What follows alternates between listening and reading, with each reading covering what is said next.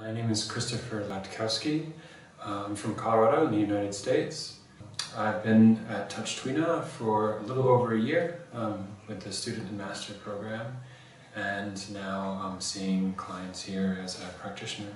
I initially decided to move to London basically to become a more competent and more engaged Chinese medicine practitioner.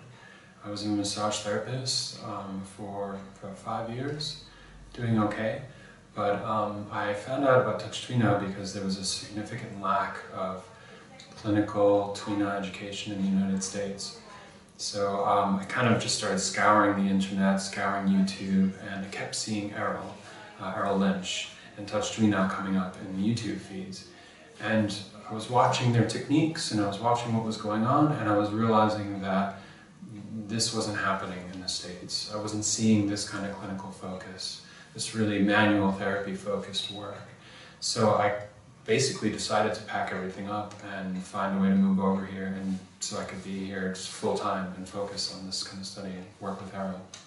Basically, I'll start by saying that working with Touch Tuina, training with Touch Tuina in the Student and Master program, and also in the smaller courses that we've done throughout the year, including different manipulations, reflexology, this has been essential to my growth. When you have knee pain, it impacts everyday things such as walking, driving, or sporting activities.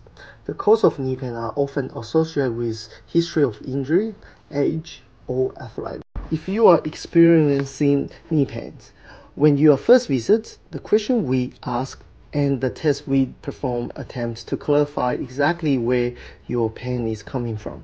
To answer the questions, which tissues are signaling the pain, and where is the information coming from. Depending on the history of your pain, the location of your pain, and which movement relieve or aggravate your pain, we might determine that the pain is coming from one of the many ligaments, tendons, or muscles in your knee. It may be a combination of these tissues. Having a clear understanding of which tissues the pain is coming from allow us to determine the best management plans, or if necessary, decide if other tests are required, such as X-ray or MRI.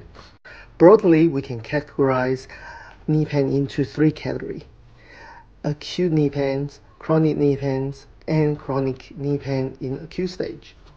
Acute knee pain is often the result of trauma, such as might occur following a fall or a sport injury. With acute knee pain, our first priority is to find the trigger point of the pain. Today, I'll be talking about the patellar tendinopathy. I'll explain everything in detail first. The patellar tendon attaches your thigh muscles to the bones in your knee.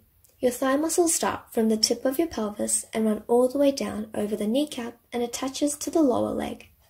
It is responsible for the transfer of elastic energy to the muscles it is connected to. The patellar tendon acts as a spring. For example, when you kick a ball, you initially bend your knee, during which your tendon is restoring elastic energy. It then transfers the energy to the muscle the moment you initiate a kicking motion. The more you bend your knee, the more energy is restored, which is why you generate more power the more you bend your knee. But according to research, tendons do not like to be compressed too often, especially if you are already suffering from tendon problems. There are 3 cases that compress and stretch the patellar tendon. The first case is when your thigh muscles are too tight.